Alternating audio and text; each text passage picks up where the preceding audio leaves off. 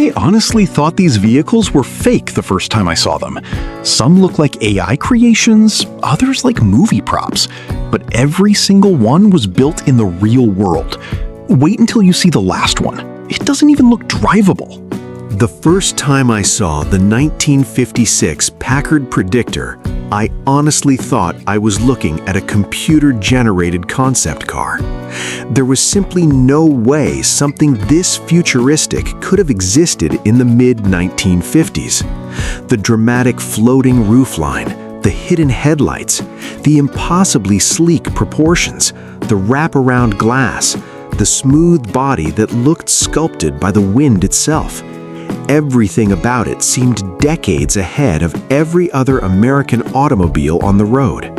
If someone told me this car had just debuted at a modern auto show, I probably wouldn't question it. But the unbelievable truth is, the Packard Predictor was built in 1956, years before the space age truly began. And even today, it still looks like a machine from a future that never happened. The mid-1950s were an exciting time in American automotive history. Manufacturers competed to build bigger engines, more chrome, and flashier styling. Most luxury cars were massive, heavily decorated, and unmistakably traditional. But Packard wanted something different. Instead of following the crowd, the company decided to show the world what luxury might look like 10 or even 20 years into the future. The result was one of the boldest concept cars America had ever seen, the incredible Packard Predictor. The Predictor wasn't designed as an ordinary show car. It was built to demonstrate ideas that engineers believed would shape the next generation of automobiles. Many of its features looked almost impossible in 1956. Some would eventually appear on production cars years later. Others remained far ahead of their time. Together, they created a machine that looked more like science fiction than reality. The first thing that amazed people was its dramatic roofline. The roof appeared to float above the body thanks to its elegant glass design. The windshield wrapped around the cabin, giving passengers an incredible panoramic view. Instead of feeling enclosed, the interior felt open and futuristic, almost like sitting inside an aircraft cockpit. The sleek profile made the entire car appear longer, lower, and faster than almost anything built during the era. The hidden headlights made the front even more futuristic. When not in use, they disappeared cleanly into the body, giving the nose an incredibly smooth appearance. Today, hidden headlights are remembered as one of the coolest features of classic sports cars, but in 1956, they looked almost unbelievable. The Predictor was already imagining a cleaner, more aerodynamic future. The body itself was a masterpiece of design. Every curve flowed naturally into the next. There were no unnecessary decorations. Instead of relying on oversized chrome ornaments, the Predictor created drama through its proportions alone. The hood stretched gracefully forward. The rear flowed into elegant sculpted fins. Even standing still, the car looked as if it were moving through the air. It wasn't simply beautiful, it was timeless. But the Predictor wasn't only about appearance. It also introduced remarkable technology. Power-operated features, advanced seating concepts, and innovative convenience systems were all explored in the design. Some ideas eventually found their way into later production cars. Others remained experimental dreams. Packard wasn't just designing a luxury car. The company was trying to predict the future of the automobile itself. Inside, the futuristic atmosphere continued.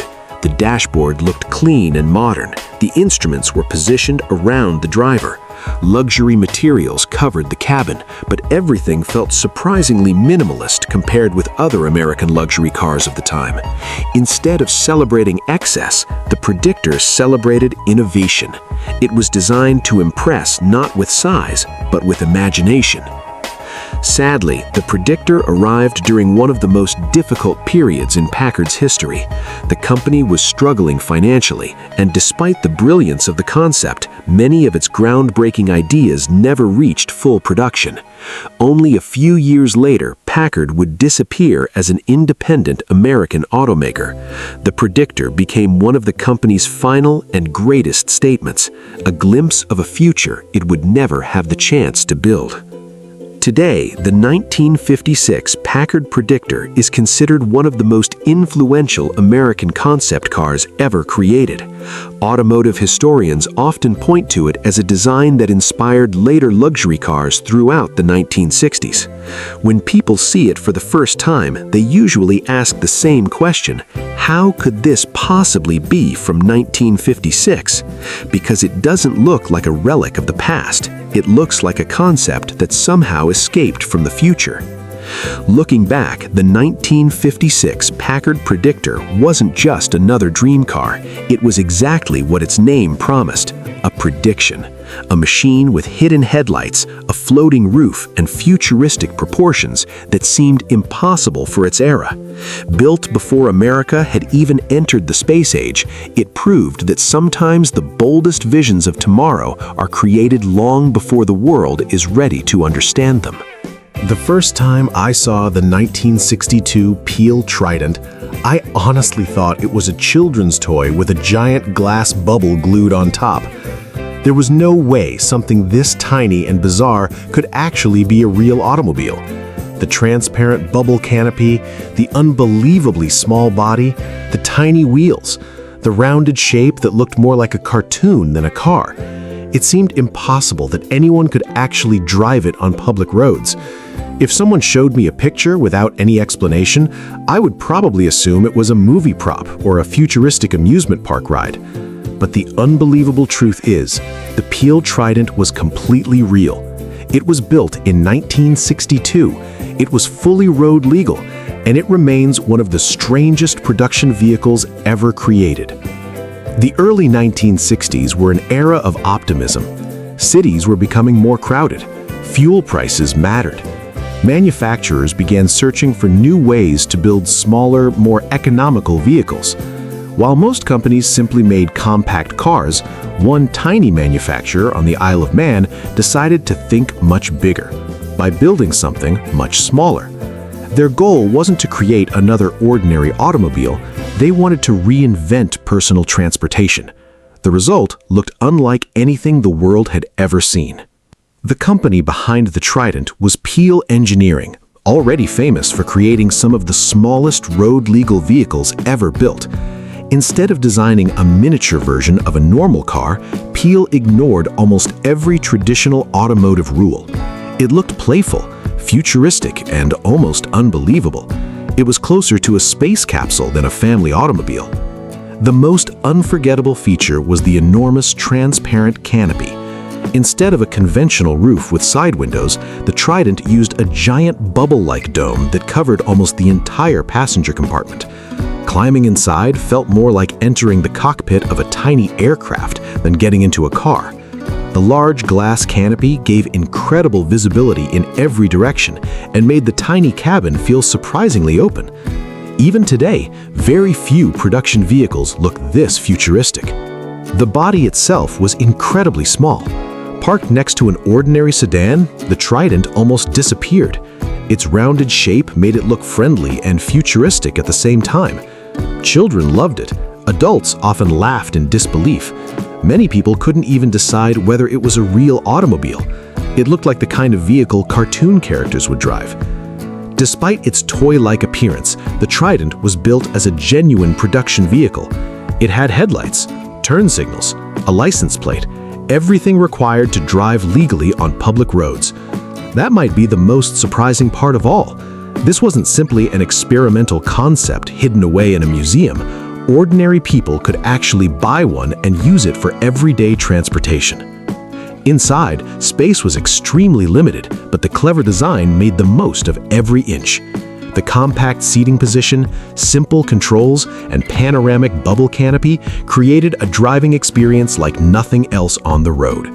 Instead of feeling trapped inside a tiny cabin, the glass dome made the car feel bright and surprisingly open. Driving a Trident wasn't just transportation, it was an event.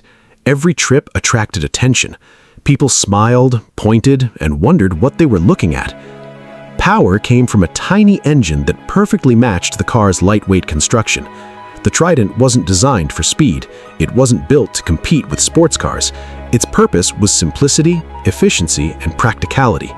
Because the vehicle weighed so little, even a modest engine was enough to move it through city streets with ease.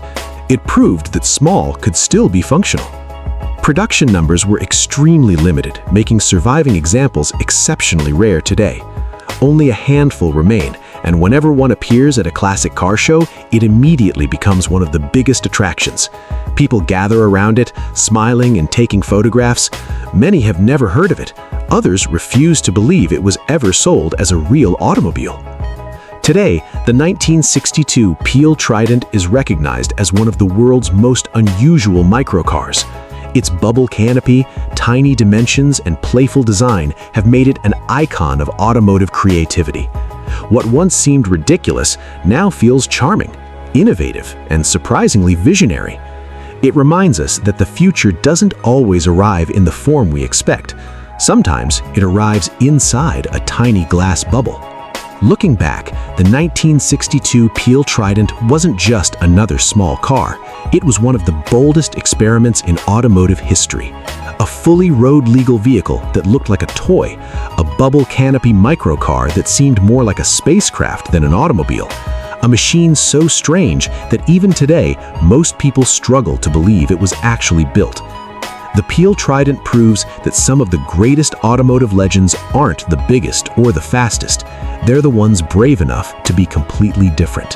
The first time I saw the 1954 Kaiser Darrin, I honestly thought someone had built a custom show car just to see how many people they could confuse, because nothing about this automobile looked normal. The low, elegant body, the sweeping front fenders, the distinctive heart-shaped grille. And then I noticed something that completely blew my mind.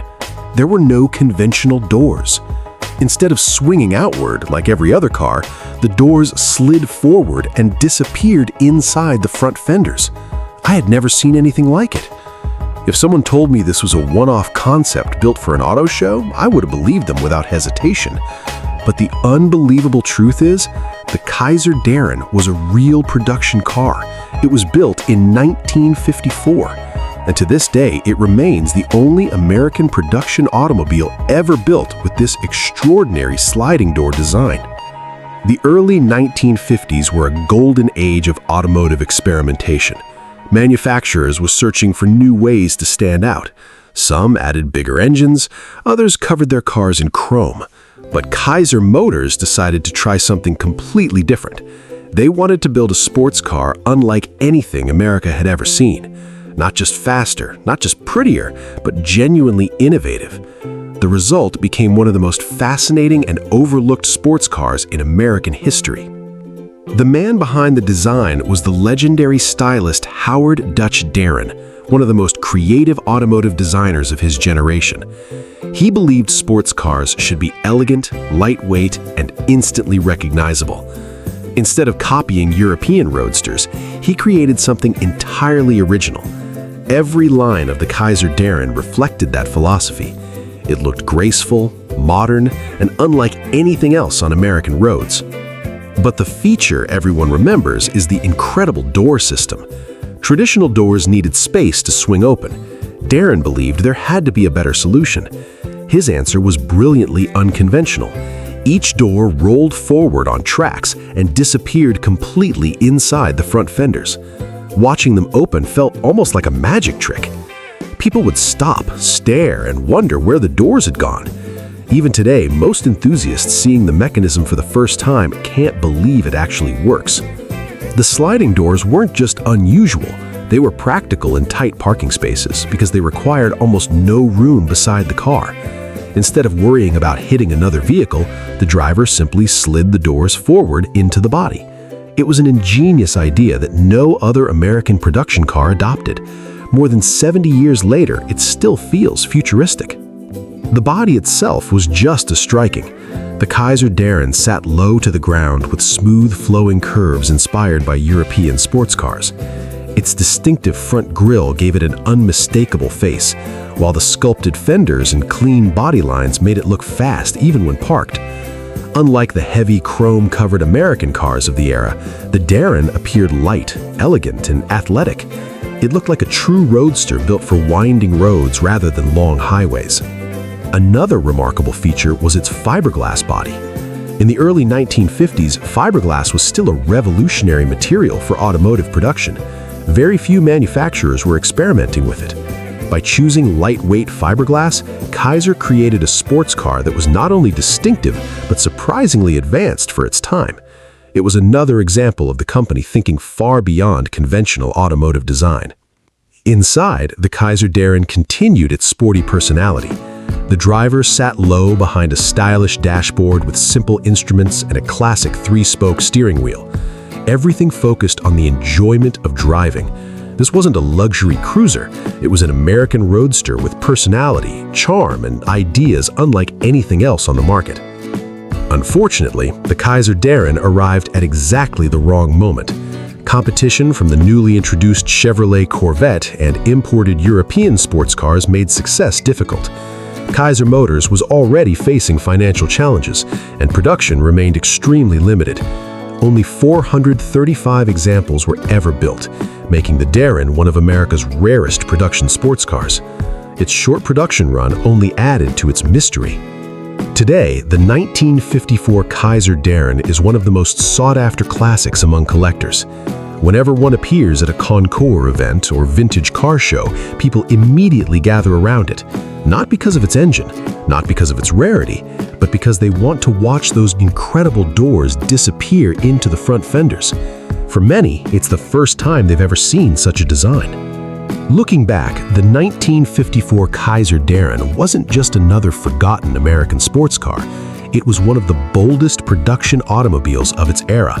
A lightweight fiberglass roadster with disappearing sliding doors unlike before or since.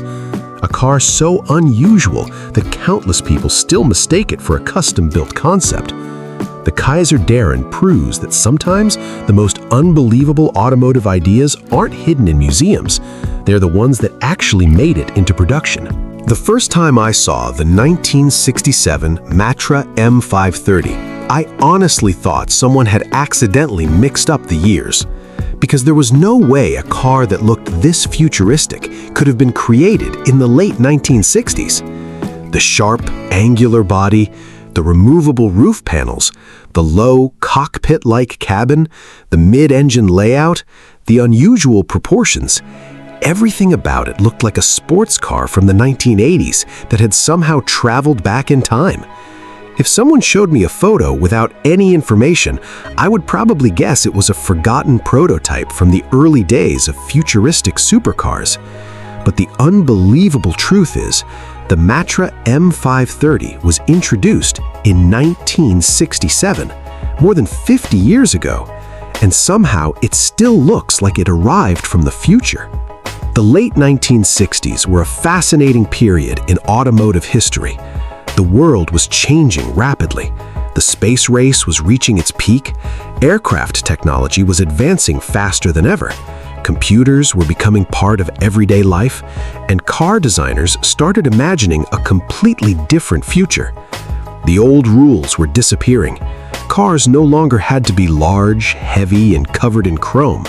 A new generation of designers wanted something cleaner, lighter, and more intelligent.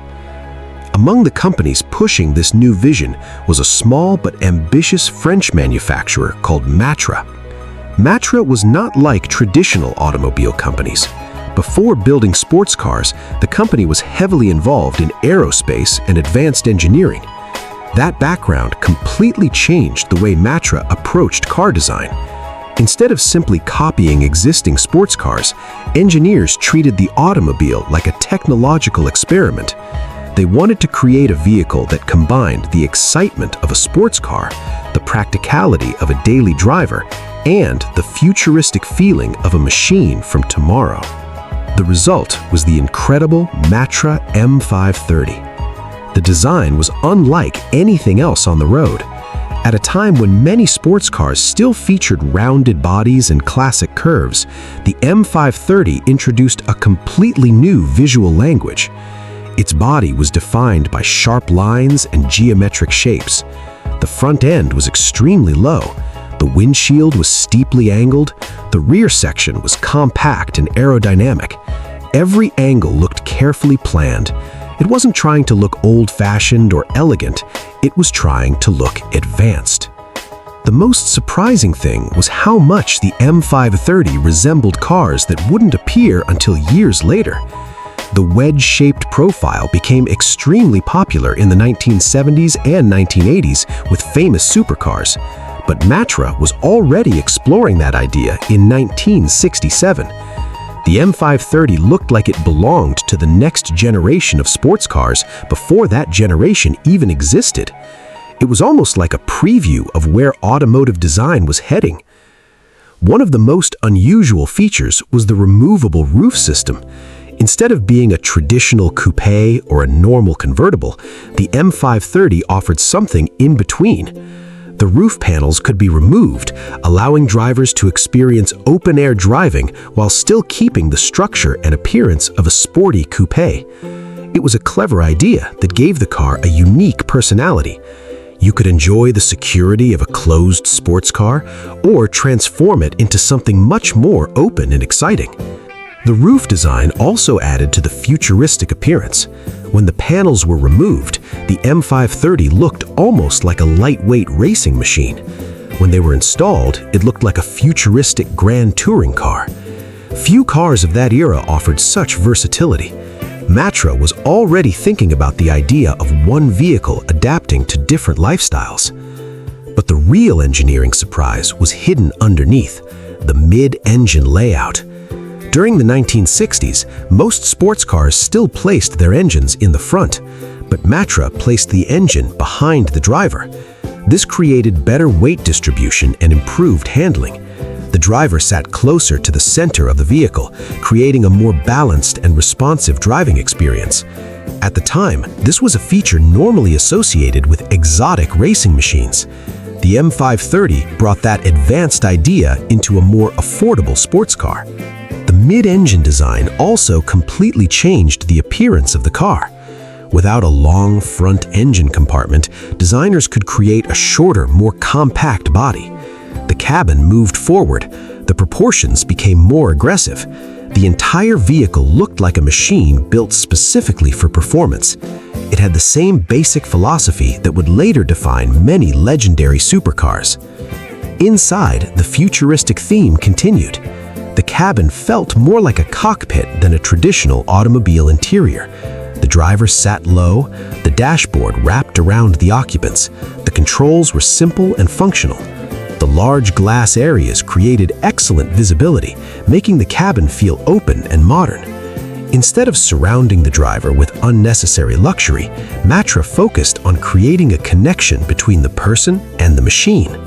One of the smartest things about the M530 was that it wasn't just a wild-looking experiment. Unlike many concept cars that never leave museums, Matra created a vehicle people could actually use. It offered comfort, it offered practicality, it could be driven every day. The designers wanted owners to experience futuristic technology without needing to sacrifice normal usability. The car was powered by a modest engine compared with high-performance sports cars of the era, but Matra understood something important. A great sports car isn't only about horsepower. Weight, balance, and design matter just as much. The lightweight construction and mid-engine layout helped the M530 feel special even without enormous power.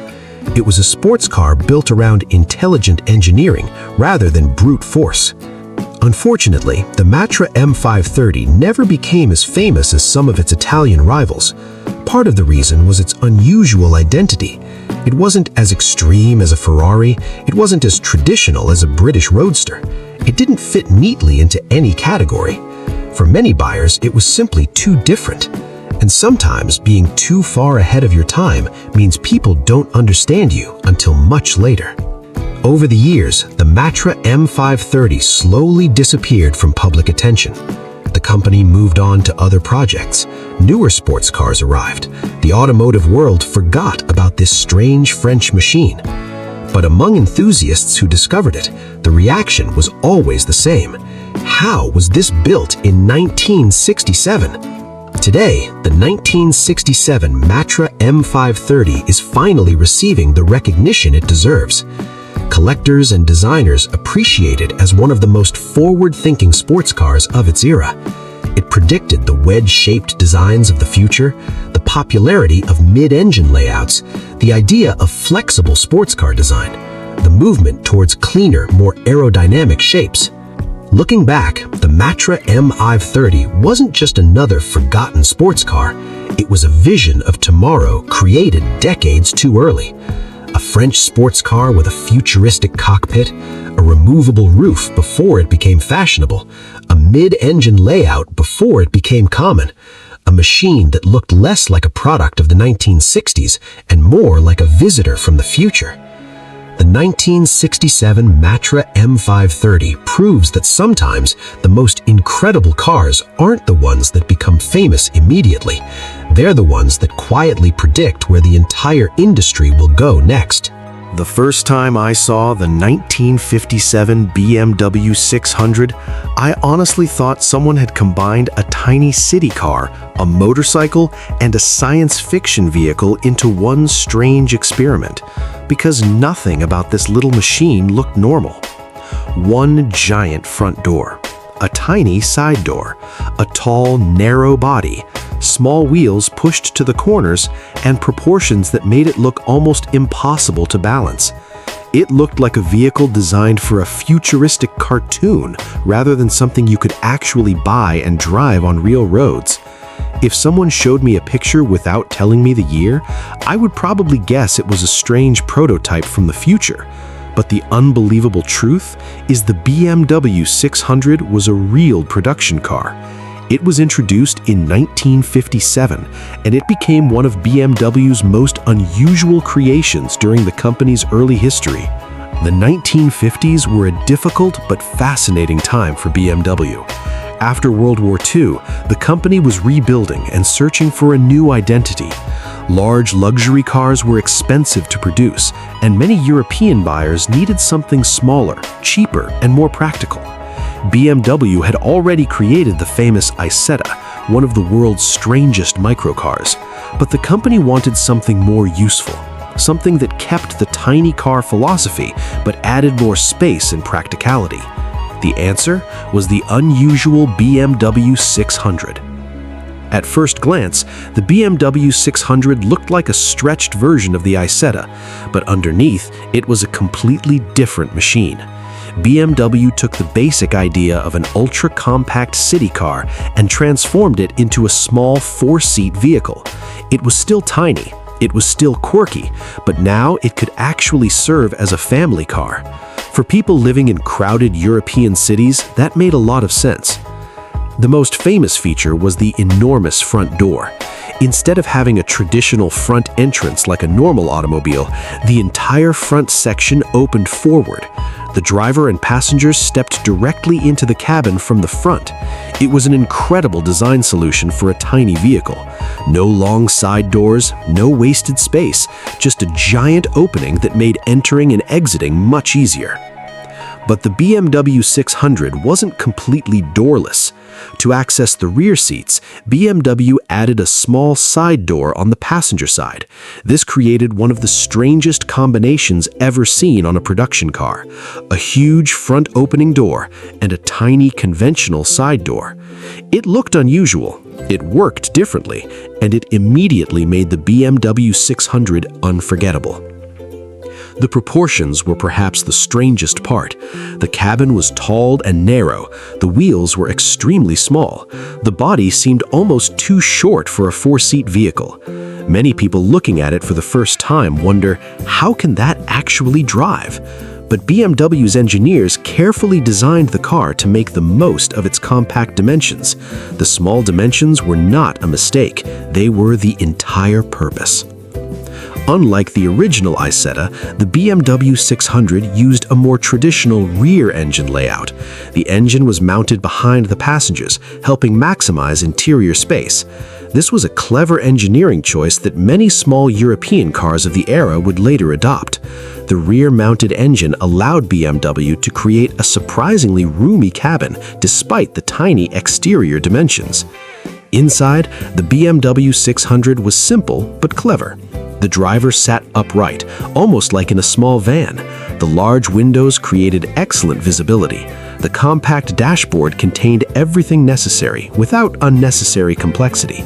It wasn't luxurious. It wasn't sporty. It was designed around one goal: making transportation as efficient and practical as possible. The small dimensions made it perfect for crowded European streets. Parking was easy, fuel consumption was low, maintenance was simple. For many owners, the BMW 600 represented freedom at a time when owning a full-size automobile was still difficult. It showed that a car didn't need to be large to be useful. However, the BMW 600 arrived during a rapidly changing automotive market. Buyers began to demand more conventional cars. Vehicles like the upcoming BMW 700 offered a more traditional appearance while keeping compact dimensions. Because of this, the BMW 600 had a relatively short production run. Only around 35,000 examples were built before production ended. For decades, the BMW 600 remained overshadowed by the more famous Isetta. Many people remembered the tiny bubble-shaped Isetta, but forgot the strange four-seat model that followed it. But among collectors, the BMW 600 became appreciated for exactly what made it unusual: its strange design, its clever engineering, its willingness to break every normal automotive rule.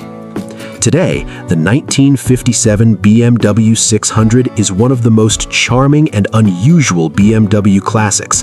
When people see one at a car show, they often stop and ask, "What exactly is that?" Because it doesn't look like a normal classic car. It looks like a vehicle from an alternate version of history where engineers decided that practicality mattered more than tradition. Looking back, the BMW 600 wasn't just a small car. It was a bold experiment, a vehicle with a giant front door, a tiny side entrance, a design that looked impossible but actually worked. The 1957 BMW 600 proves that some of the most memorable automobiles aren't created by following the rules. They're created by people brave enough to completely ignore them. The first time I saw the 1959 Goggomobil TL, I honestly thought I was looking at a cartoon delivery van that somehow escaped into the real world. Because this tiny machine looked almost impossible. The miniature wheels, the tall box-shaped body, the narrow cabin, the unbelievably small proportions. It looked like someone had taken a full-size van, shrunk it down with a giant machine, and accidentally left it on a city street. If someone showed me a picture without any explanation, I would probably assume it was a children's toy or a strange movie prop. But the unbelievable truth is, the Goggomobil TL was a real production vehicle. It was built in 1959, and thousands of these tiny cars were actually produced and used as everyday transportation. The 1950s were a unique time in European automotive history. After World War II, many people needed affordable transportation. Large luxury cars were expensive, fuel was costly, cities were becoming crowded, manufacturers across Europe started creating tiny, efficient vehicles that could provide basic transportation to ordinary families. Germany became especially famous for these unusual small cars. Among the most interesting was the little-known but fascinating Goggomobil TL.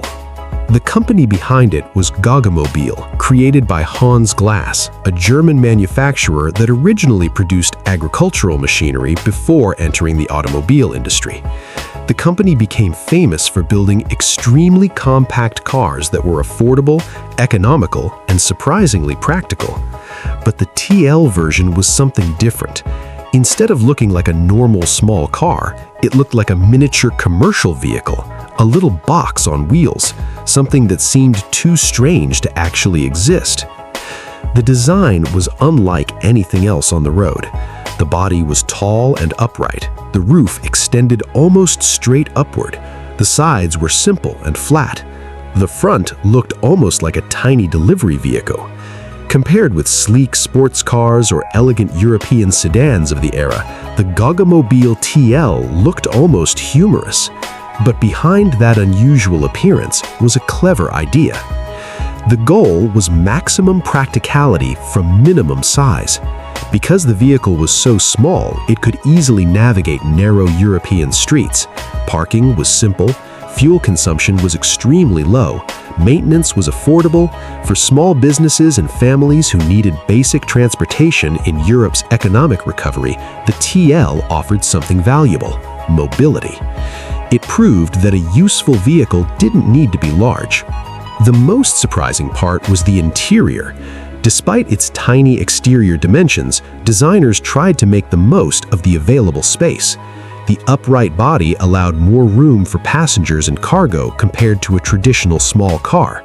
The driver sat in a compact but functional cabin.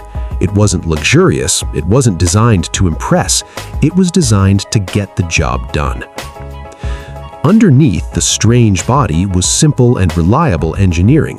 The Goggomobil TL used a small two-cylinder engine mounted at the rear. The lightweight construction meant it didn't need much power to move. It wasn't built for speed. It wasn't trying to compete with sports cars. Its purpose was efficiency and practicality. In many ways, it represented the ultimate idea of minimal transportation. The TL was also produced in different forms, including versions designed for commercial use. Small businesses could use it for deliveries. Owners could carry tools and supplies. It became a tiny workhorse for people who needed affordable transportation during Europe's economic recovery. But despite its success, vehicles like the Goggomobil TL eventually disappeared. As European economies improved, buyers wanted larger and more comfortable cars. Small microvans and ultra-compact vehicles became less popular. The market moved towards bigger family cars. The little box-shaped Goggomobil TL slowly became a forgotten chapter of automotive history. Today, the 1959 Goggomobil TL is one of the most charming examples of post-war automotive creativity. When people see one at a classic car event, the reaction is almost the same. Was this really a real car? Because it looks too strange, too small, too unusual. Yet thousands of people actually depended on these little machines. Looking back, the Goggomobil TL wasn't just a tiny vehicle. It was a symbol of an era when engineers had to solve big problems with very small solutions. A miniature delivery van, a box-shaped automobile, a car that looked like a cartoon but worked in the real world. The 1959 Goggomobil TL proves that some of the most unforgettable cars aren't the fastest or most luxurious. They're the ones brave enough to be completely different. The first time I saw the 1959 Goggomobil TL, I honestly thought I was looking at a cartoon delivery van that somehow escaped into the real world, because this tiny machine looked almost impossible. The miniature wheels, the tall box-shaped body, the narrow cabin, the unbelievably small proportions. It looked like someone had taken a full-size van, shrunk it down with a giant machine, and accidentally left it on a city street. If someone showed me a picture without any explanation, I would probably assume it was a children's toy or a strange movie prop. But the unbelievable truth is, the Goggomobil TL was a real production vehicle. It was built in 1959, and thousands of these tiny cars were actually produced and used as everyday transportation. The 1950s were a unique time in European automotive history. After World War II, many people needed affordable transportation. Large luxury cars were expensive, fuel was costly, Cities were becoming crowded. Manufacturers across Europe started creating tiny, efficient vehicles that could provide basic transportation to ordinary families. Germany became especially famous for these unusual small cars. Among the most interesting was the little-known but fascinating Goggomobil TL. The company behind it was Goggomobil, created by Hans Glass, a German manufacturer that originally produced agricultural machinery before entering the automobile industry. The company became famous for building extremely compact cars that were affordable, economical, and surprisingly practical. But the TL version was something different. Instead of looking like a normal small car, it looked like a miniature commercial vehicle, a little box on wheels, something that seemed too strange to actually exist. The design was unlike anything else on the road. The body was tall and upright. The roof extended almost straight upward. The sides were simple and flat. The front looked almost like a tiny delivery vehicle. Compared with sleek sports cars or elegant European sedans of the era, the Goggomobil TL looked almost humorous. But behind that unusual appearance was a clever idea. The goal was maximum practicality from minimum size. Because the vehicle was so small, it could easily navigate narrow European streets. Parking was simple, fuel consumption was extremely low, maintenance was affordable. For small businesses and families who needed basic transportation in Europe's economic recovery, the TL offered something valuable: mobility. It proved that a useful vehicle didn't need to be large. The most surprising part was the interior. Despite its tiny exterior dimensions, designers tried to make the most of the available space. The upright body allowed more room for passengers and cargo compared to a traditional small car. The driver sat in a compact but functional cabin. It wasn't luxurious, it wasn't designed to impress, it was designed to get the job done. Underneath the strange body was simple and reliable engineering. The Goggomobil TL used a small two-cylinder engine mounted at the rear. The lightweight construction meant it didn't need much power to move. It wasn't built for speed. It wasn't trying to compete with sports cars. Its purpose was efficiency and practicality. In many ways, it represented the ultimate idea of minimal transportation. The TL was also produced in different forms, including versions designed for commercial use. Small businesses could use it for deliveries. Owners could carry tools and supplies. It became a tiny workhorse for people who needed affordable transportation during Europe's economic recovery. But despite its success, vehicles like the Goggomobil TL eventually disappeared. As European economies improved, buyers wanted larger and more comfortable cars. Small microvans and ultra-compact vehicles became less popular. The market moved towards bigger family cars. The little box-shaped Goggomobil TL slowly became a forgotten chapter of automotive history. Today, the 1959 Goggomobil TL is one of the most charming examples of post-war automotive creativity. When people see one at a classic car event, the reaction is almost the same. Was this really a real car? Because it looks too strange, too small, too unusual. Yet thousands of people actually depended on these little machines. Looking back, the Goggomobil TL wasn't just a tiny vehicle. It was a symbol of an era when engineers had to solve big problems with very small solutions. A miniature delivery van, a box-shaped automobile, a car that looked like a cartoon but worked in the real world. The 1959 Goggomobil TL proves that some of the most unforgettable cars aren't the fastest or most luxurious. They're the ones brave enough to be completely different.